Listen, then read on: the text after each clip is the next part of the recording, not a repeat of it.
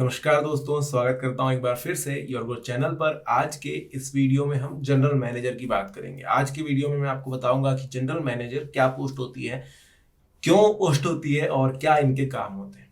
सभी कंपनीज में मैनेजर तो होते हैं, तो फिर जनरल मैनेजर की जरूरत ही है। देखिए, हर एक ऑफिसर के ऊपर ना एक और ऑफिसर होता ही है, और जितनी बड़ी कंपनी का साइज होने लग जाता है उतने ज्यादा ऑफिसर्स की जरूरत पड़ जाएगी। आप छोटी कंपनीज में देखेंगे तो एक ही बंदा जो है, मतलब एक अकाउंटेंट हो गया तो वो सारी अकाउंट की सारी चीजें संभाल लेता है। लेकिन बड़ी फर्म में देखेंगे तो अकाउंटेंट अलग हो जाएगा, क्लर्क अलग हो जाएगा, जूनियर अकाउंटेंट्स होंगे, अकाउंटेंट्स भी 2-3 होंगे। ऐसे ही नई नई पोस्ट निकल करके आ जाती है। इसी प्रकार कोई बड़ी कंपनी है तो उसमें एक मैनेजर होंगे और एक प्रबंधक होंगे बेसिकली, और एक महाप्रबंधक होंगे यानी कि जनरल मैनेजर होंगे, जिनकी पोस्ट मैनेजर से भी ऊपर होगी। अब मैनेजर का काम ये होगा कि ये रिपोर्ट करें जनरल मैनेजर को, और जनरल मैनेजर किसको रिपोर्ट करेंगे?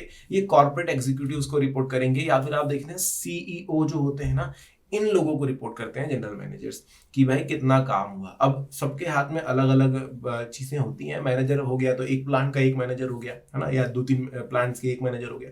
ऐसे जनरल मैनेजर के हाथ में कुछ ज्यादा प्लांट्स दे दिए और उन सब मैनेजर्स को बोल दिया कि भाई आप इनको रिपोर्ट करो, जो भी चीजें हैं वो देखो। काम जनरल मैनेजर का क्या क्या रहेगा वो मैं आपको यहाँ पर एक्सप्लेन करता हूँ। तो चलिए शुरू करते हैं इस वीडियो को। लेकिन यार उससे पहले चाहूंगा, अगर सब्सक्राइब नहीं किया है तो सब्सक्राइब कर दो चैनल को, ताकि ऐसे ही और वीडियोस आप तक पहुंचते रहें। तो दोस्तों, सभी कंपनीज में आपने देखा होगा कि जैसे कोई कंपनी है जो कि सेलिंग करती है या फिर मैन्युफैक्चरिंग करती है। वैसे सभी कंपनीज में होता है कि एक डिपार्टमेंट होता है मैन्युफैक्चरिंग का। अब वो सिर्फ मैन्युफैक्चर करते हैं और फिर क्लाइंट्स को बेचते हैं। कुछ कंपनी ऐसी होती है डायरेक्टली कस्टमर्स को बेचती हैं, है ना। तो वहां पर टारगेट्स होते हैं ना कि आपको इतने पार्ट्स बनाने पड़ेंगे। अब मैन्युफैक्चरिंग में तो यही होगा कि आपको इतने मशीन में इतने सारे पार्ट्स बनाने पड़ेंगे डेली, उसके बाद आपका काम खत्म हो जाएगा। और वैसे होता नहीं है, अगर आपने समय से पहले काम कर दिया तो और काम आप पर लगा दिया जाता है। उसी तरह एक ऐसी कंपनी जो कि कस्टमर से डायरेक्टली डील कर रही है, B2C है, तो वो कंपनी में भी आपको पता है कि आपका इतना टारगेट है आज का, अगर आप कर लेते हैं तो आप और ज्यादा काम करिए फिर। तो ये सबके टारगेट्स होते हैं। तो जनरल मैनेजर का काम ये होता है कि हर एक इंसान जो काम कर रहा है उनके अंदर एक प्लांट हो गया छोटा सा जिसमें काम चल रहा है, तो जनरल मैनेजर का काम होगा कि वो देख रेख करता रहे सब कुछ सही से चल रहा है या नहीं। अब आप बोलेंगे तो मैनेजर का काम हो गया। तो देखिए, मैनेजर का काम सिर्फ अपने लोगों तक है, लेकिन जनरल मैनेजर को ये देखना है कि क्या मेरा मैनेजर सही से काम कर रहा है। उनके हाथ में 2-3 मैनेजर हैं, तो क्या वो सही से काम कर रहे हैं, क्या उनके रहते यहाँ पर काम अच्छे तरीके से चल रहा है, सभी लोग अपने टारगेट्स पूरे कर रहे हैं। और अगर नहीं कर पा रहे हैं तो क्या वजह है जिसकी वजह से नहीं कर पा रहे हैं, ये देखना होगा। क्या ऐसी चीजें हैं जिसकी वजह से थोड़ी आलसी फैली हुई है, उदासी फैली हुई है ऑफिस में। तो ये सारी चीजें देखने का काम जनरल मैनेजर का है, ताकि सभी एक खुशहाल सा माहौल बना रहे और सभी लोग खुशी खुशी अपना काम करते रहें, और कंपनी को इससे कोई घाटा ना हो कि लोग सही से काम नहीं कर पा रहे हैं और जनरल मैनेजर बैठे। तो जनरल मैनेजर का काम है कि वो सब कुछ देख रेख सही तरीके से करते रहे कि सभी लोग बराबर काम कर रहे हैं नहीं, और कुछ प्रॉब्लम आ रही है तो उसे रिजॉल्व भी करते हैं। अब प्रोडक्टिविटी ऑप्टिमाइजेशन के लिए तरह तरह की स्ट्रेटेजीज भी बनानी होंगी। तो देखिए, एक मैनेजर है वो अकेले तो अपने दिमाग के ऊपर से कुछ भी स्ट्रेटेजी वहां पर लागू करेंगे नहीं। वो लाएंगे स्ट्रेटेजी बना करके तो किसको दिखाएंगे? जनरल मैनेजर को। और जनरल मैनेजर एक पोस्ट ऐसी होती है जिसको एक्सपीरियंस होता है बहुत समय का। अगर आप सिंपल एक सेल्स की दुकान की बात करें, एक ऐसी दुकान की बात करें जहां पर जैसे गाड़ियां बेची जा रही हैं, तो उसमें बहुत सारे सेल्स पर्सन हैं। इन सब का एक्सपीरियंस लेकर के जीएम उस लेवल तक पहुंचे तो उन्हें पता होती है कि कैसी स्ट्रेटेजी कब काम करती है। तो वो यहाँ पर उस नई आई हुई स्ट्रेटेजी का, जो कि उनके मैनेजर या उनके अंडर स्टाफ ने बनाई है, वो स्टाफ ने जो स्ट्रेटेजी ली उसको चेक करना, उसको प्रॉपर्ली समझना, और फिर उसके रिजल्ट्स ढूंढना कि भाई क्या हो सकता है क्या नहीं हो सकता। आप अपने एक्सपीरियंस बेस पर ये चीज करते हैं और उसके बाद बताते हैं कि क्या हो सकता है क्या नहीं हो सकता। उस स्ट्रेटेजी को पास करना है या फिर नहीं करना है ना। मतलब या तो पास ही कर देना है या तो फिर उसको पास करके बोलना है कि हाँ ये स्ट्रेटेजी यूज करनी है। तो ये सारी चीज का काम भी जनरल मैनेजर का होता है। प्रोसेस डेवलपमेंट, अच्छा वर्क एनवायरनमेंट और इनोवेटिव अप्रोच, इन सब चीजों की सहायता से ऑर्गेनाइजेशनल इफेक्टिवनेस को बढ़ाना, को इंप्रूव करना, ये काम होता है एक जनरल मैनेजर का। अब भाई कोई नया आपके पास नया बंदा जुड़ा है जो सेल्स में काम कर रहा है, वो उसके पास कुछ नए नए आइडियाज हैं, है ना। तो उसको सुनना, उसको समझना, उसको क्या सही है क्या नहीं है, इसका भी एक मतलब एक फैसला करना, वो भी जीएम का काम है। अब ये तो नहीं है कि मैनेजर ही कोई चीज पास कर देगा। उसको पता है कि यार एक ऑफिसर और बैठा है हमारे ऊपर जिससे हमें इजाजत लेनी होगी,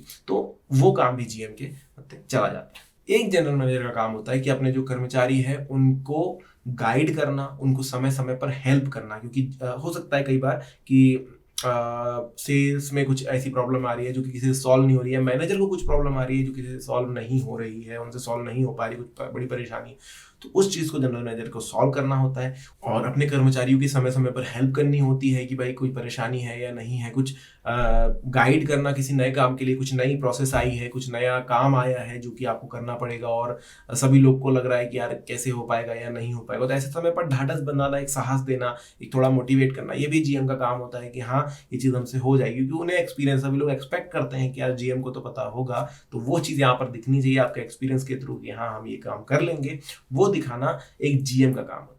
साथ ही साथ अपने कर्मचारियों के किए हुए कुछ अच्छे काम या बुरे काम, जैसे भी काम है, उसके लिए उन्हें फीडबैक देना ताकि वो सुधार कर सके। फीडबैक का मतलब ये नहीं होता है कि आप सिर्फ एक उस पर कमेंट कर रहे हैं सही है गलत। फीडबैक का मतलब ये हो जाता है कि आप उन्हें बता रहे हैं कि कहाँ कहाँ पर आपसे छोटी मोटी मिस्टेक हुई है या फिर क्या आपने बहुत अच्छा किया है, कैसे आगे बढ़ना है।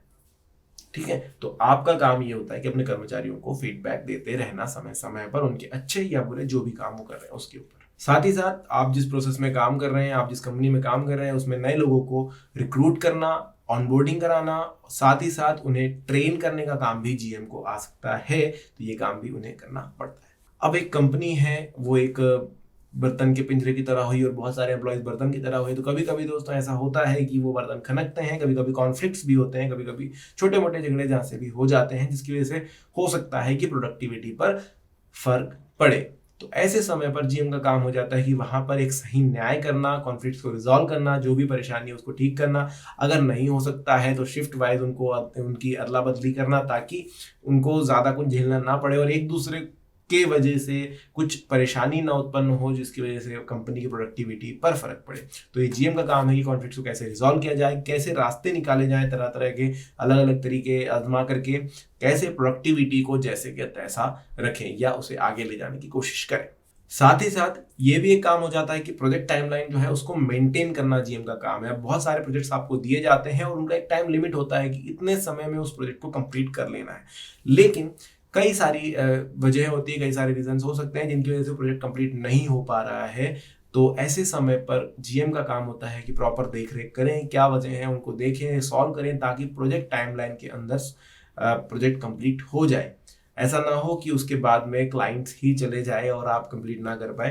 तो एक जीएम का काम है कि प्रोजेक्ट जो है अपने टाइमलाइन में कंप्लीट हो रहा है, इस चीज का प्रॉपर ध्यान रखें।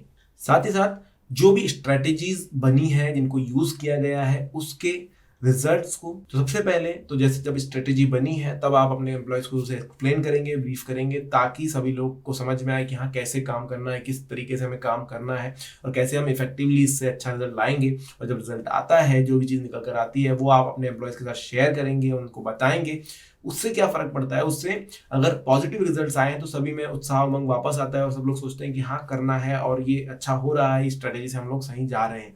अगर नेगेटिव भी रिजल्ट आता है तब आपका काम बढ़ जाता है कि आप उन्हें मोटिवेट करें, प्रोत्साहित करें कि इस बार हम लोगों से यही चूक हुई है। वो आप देखेंगे, आपको पहले रिव्यू करना होगा कि कहाँ पर चूक हुई है और फिर रिव्यू करके आप उन लोगों को बताएंगे कि हम इन जगहों पर अगर सुधार करें तो हमारा जो रिजल्ट है वो नेगेटिव से पॉजिटिव की तरफ बढ़ सकता है, हम लोग आगे बढ़ सकते हैं और अच्छे रिजल्ट भी ला सकते हैं।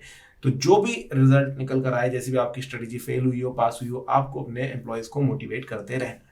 तो ये कुछ काम है दोस्तों एक जीएम के यानी कि जनरल मैनेजर के। अब ये ऑर्गेनाइजेशन के हिसाब से पोस्ट जरूर बदल जाएगी, लेकिन आप मैनेजर या जीएम समझ लीजिए यही काम करते हैं, जिसकी वजह से उनके ऑर्गेनाइजेशन को काफी ज्यादा प्रॉफिट होते रहता है।